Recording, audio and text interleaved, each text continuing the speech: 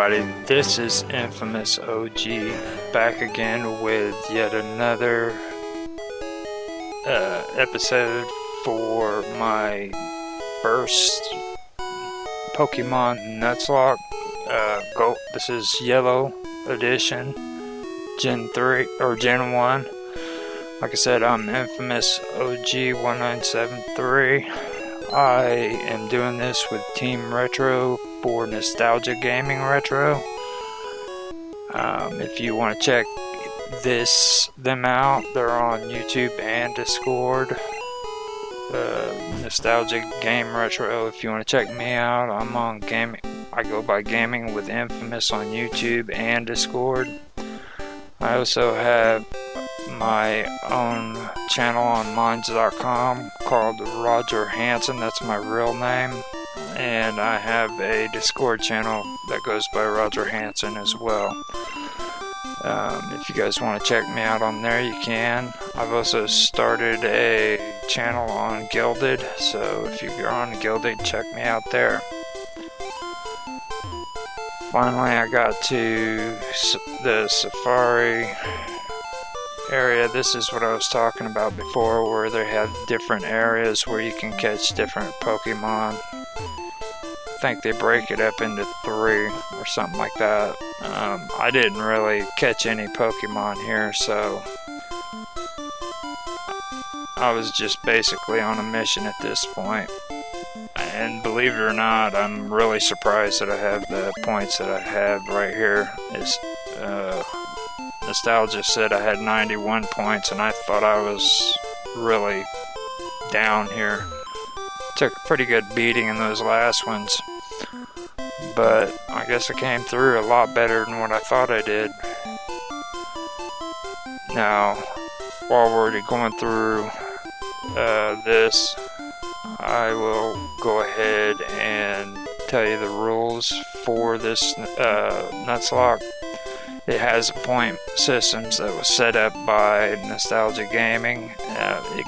Nostalgia gives you 151 Nuzlocke points starting off. The battle with your rival at the beginning, which is the professor's grandson, that's what they call a sympathy rule. He has one there where you only lose 1 point. You only get 1 point loss if you lose. So, and that's the only place in the game that does that. Now, after that, it's not naming Pokemon. If you don't name at least, or let me start that over. Not naming a Pokemon will cost you 5 points, and that's not naming for every Pokemon that you don't name. You have to take 5 points off. So, and that's off your Nuzlocke points. So, after this, I finally got what I was going after. I had to go get golden teeth for this guy right here. Nobody could understand him, I guess. But anyhow, if you don't name your Pokemon, you lose 5 points. Reviving a Pokemon will cost you 25 points for each Pokemon that you revive. Now, if you black out, it'll cost you 50 points each time, and you have to start over. And all members of the party that's on your team that you have on your personal suffers what they call a permadeath.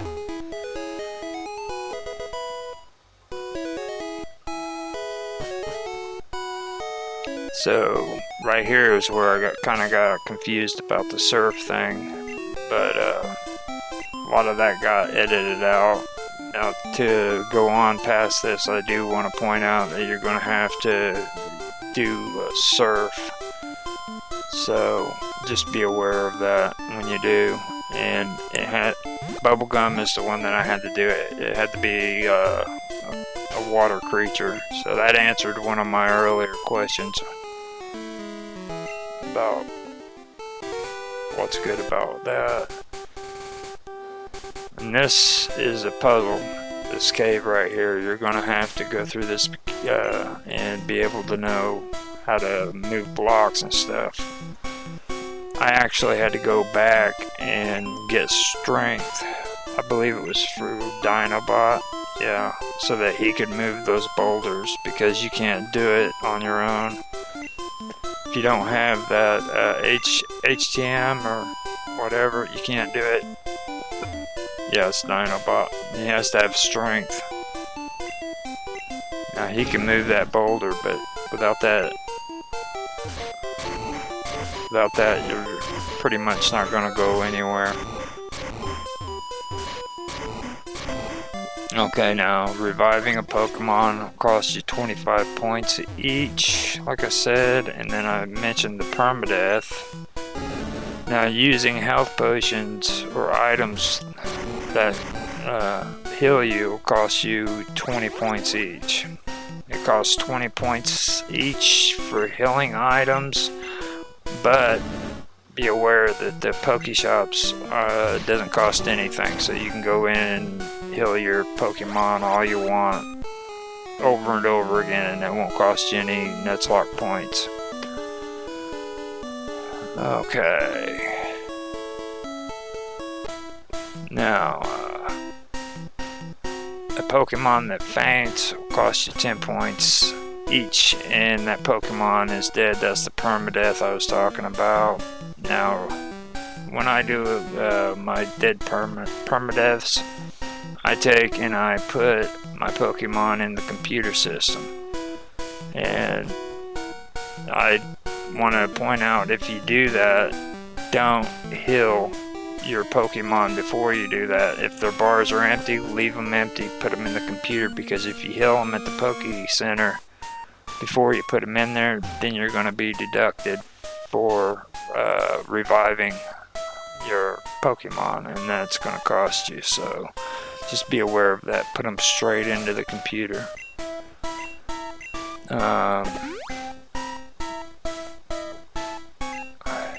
Yeah, no, see, this is what I'm saying. It gets crazy. You got to know your way through here. This is the part, one of the parts that I was talking about, where you need to actually get on the internet and do research. Because I'll tell you right now, back when this game came out, I guarantee you there was a lot of kids that was pissed off because they had to figure this stuff out. I would have said me, but I never played Pokemon when I was a kid. But get on the internet, do research, find out what type of team that you want, and especially when you get into areas like this, figure out how to get through it. I would have never known about the strength TM if I didn't find out on the internet, just to let you know. Just being honest too. Now, one Pokemon for each area, and you can catch the same Pokemon twice, but it just can't be in the same area. Now, if you do catch a second one, and if you do catch a second Pokemon, then what you have to do is you have to release it. And the only way to do that is in the Poke Center. So you have to go to a Poke Center to release that Pokemon, and until then you can't fight any wild Pokemon. So every time a Pokemon tries to challenge you, you just run. And just because you can't get away from the first Pokemon doesn't mean that you can't go in and just switch to another Pokemon and do that. And sometimes if you try to run twice with the same Pokemon, you can still get away. But you can't fight them. This was really annoying.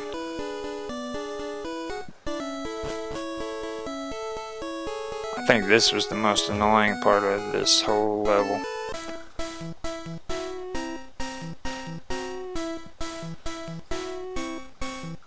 Okay, now one Pokemon per level, like I said, and I explained that about the fighting and everything. Now, if you do capture, or if you do get the gift ones, Pokemons, that doesn't make it to where you can't capture a Pokemon in that area. So you can have the free Pokemon, plus you can capture one in each area, so don't worry about not being able to capture any Pokemon in that area. If you know where a free one is, go get it, so it doesn't affect your fighting there or being able to get another one. Hope that makes sense. See, like right here, this is where it got me.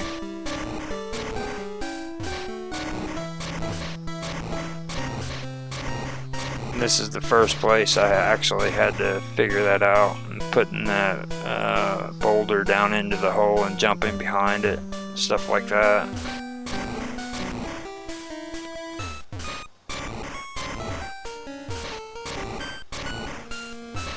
Now areas too, I want to mention that areas are indicated by color changes in the tile.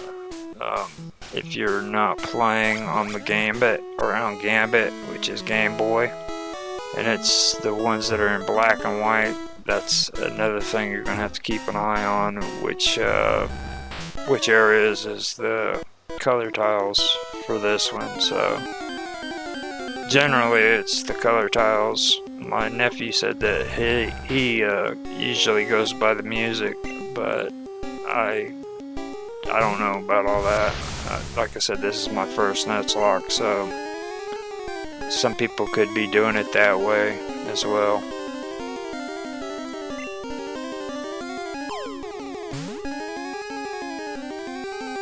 But on this one, that's how I'm doing it. I'm going by the color tiles, and like I said, some areas don't go that way. Even like that safari zone that I just came out of, it has like 3, maybe 4 different areas that you can capture one Pokemon out of. Now, I already mentioned the thing about the gift Pokemons and capturing a Pokemon in the same area. And like I said, you know, I've said it in my other ones too about building a team, build a team, and try to, you know, be smart about it. Just don't go in here and grab all the Pokemon that you can and go from there. Think it through and figure out which team you want and do that. Now the only way to gain Nuzlocke points in this game is or in a Nuzlocke, is to beat the gym leaders. Each gym leader that you beat, you earn 25 points, and it's the only way that you can add those points to your Nuzlocke. So you take off points mostly, and the only way to get them back is to beat a gym leader. Now this seal right here, this guy is nothing you want to mess with. That's all I gotta say. The best thing for you to do is don't even contend with him if you're, because I'm gonna tell you right now, I mean, you know, Kadabra, he's not a weakling. He's level 48, and that guy's tough. I had to turn tail and run.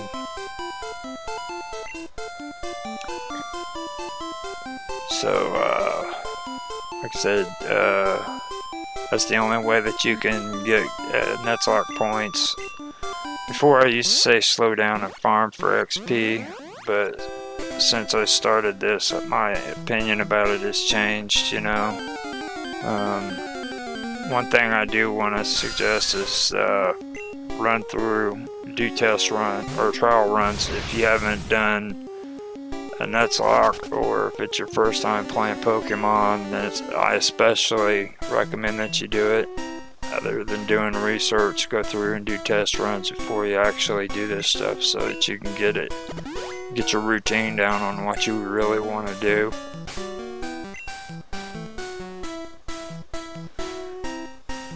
But yeah, for all the rules and stuff, that's pretty much covered. I do want to say a couple things about this though. Like right here, I had just found out that I had more points than what I thought I did. I didn't even know I had 91 points. So at this point, I'm pretty much surprised that I even made it this far.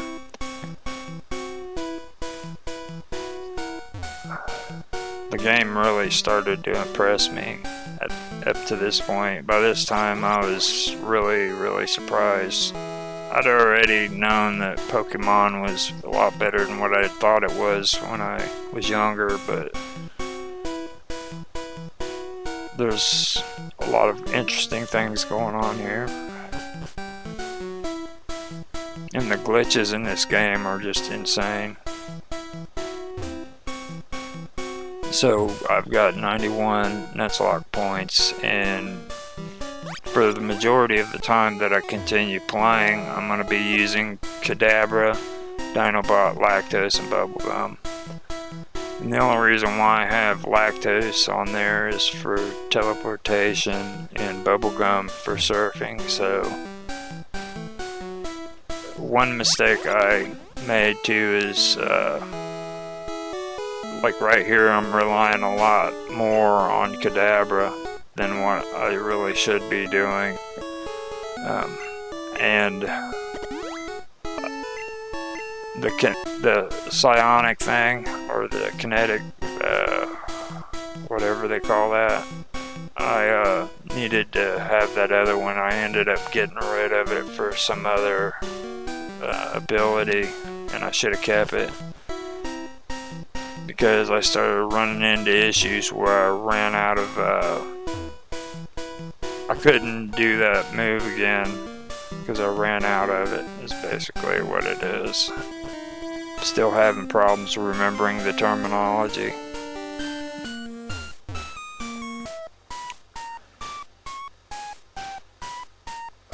Next time I'll have it, better planned out.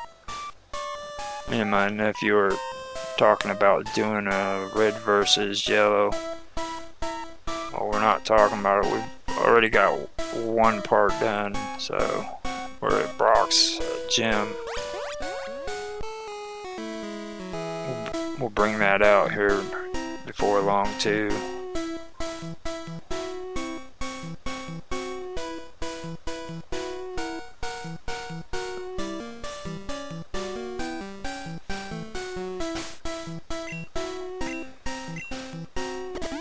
And as for my other Pokemon, they're not dead. There's nothing wrong with them. They're just put in the computer system for safekeeping.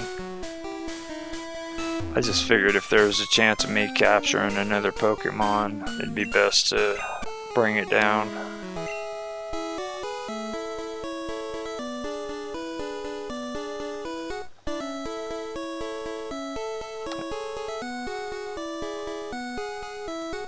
Yeah. I had somebody on here talking earlier about me needing to talk more on my videos and stuff like that, and I don't know, it drives me nuts. I'm actually trying to make an effort at working on that, but I have issues about it. A lot of the videos I put out aren't just video games. These are games that I play with my nephews and my nieces, and then with my son too, so like they're actual memories of cool games that we played together. That's what I told him in the comment. I was like, heck, if I wanted to do it the way he's talking. For me, when people get on here and talk a lot, it's just banter. And it takes focus off the actual gameplay. If I wanted to go that route, I could go on, Epic Gaming or Steam or, GOG, Galaxy of Games, and just get all the free games that they'd hand out, stream that.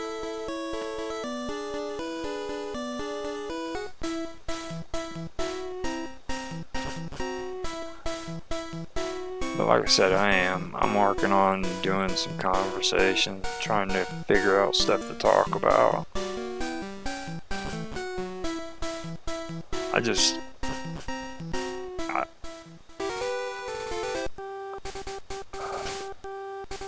First of all, I'm not really much into like editing out a lot of the stuff that's being edited out of video games today. There we go. Let's see, we finally made it out. I like games to have some editing, but I mean, don't like chop it up.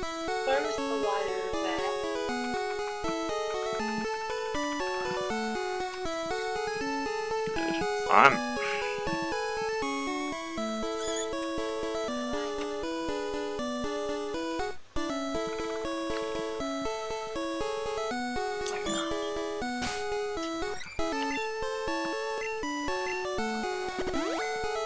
Fucking stupid.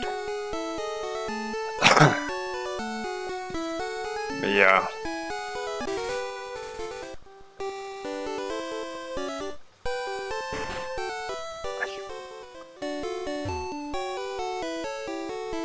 There we go. Made it to the next town.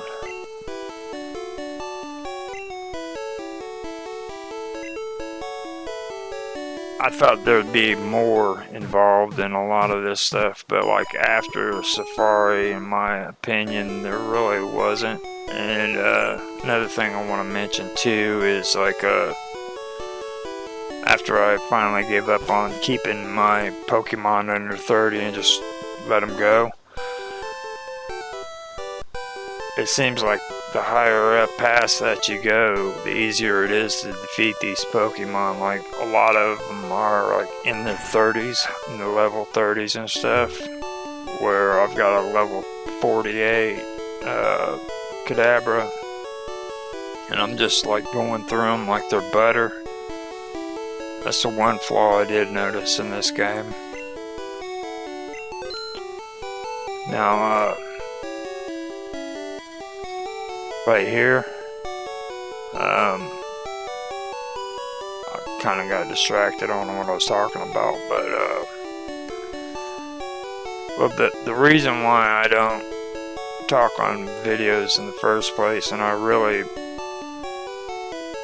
mean this too, is like I'm into editing videos, you know, and I don't really like cutting them up too much, you know what I mean? And I notice a lot of people on YouTube cut their videos up so bad it's horrible, and I don't like doing that.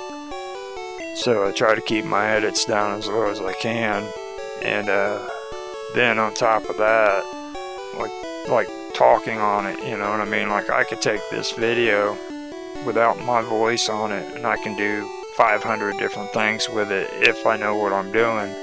Now later on I can put my voice on it like I'm doing right now, but the actual gameplay should be silent. There shouldn't be anything on it.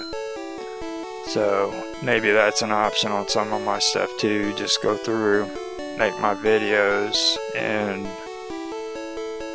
you know, go through and put my stuff on it after I'm done, because it's like I said, there's a lot of good, cool content that I really can't use if I turn around and just put this music on, or put this my voice on there. So those are my beefs.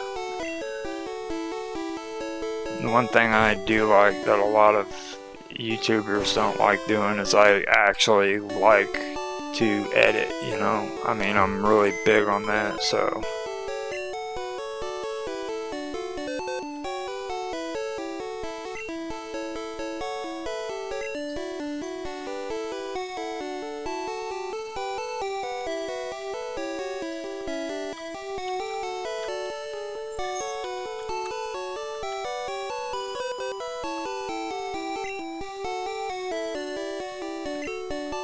I'm gonna get quiet and let you guys watch the rest of this because I really don't want to go on. That's starting to sound a lot like a rant, and I don't want you guys thinking that I'm trying to, you know, rant on about something ridiculous like that.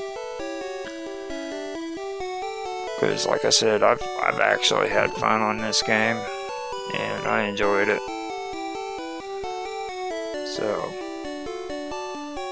I'll be quiet and let you guys enjoy your video.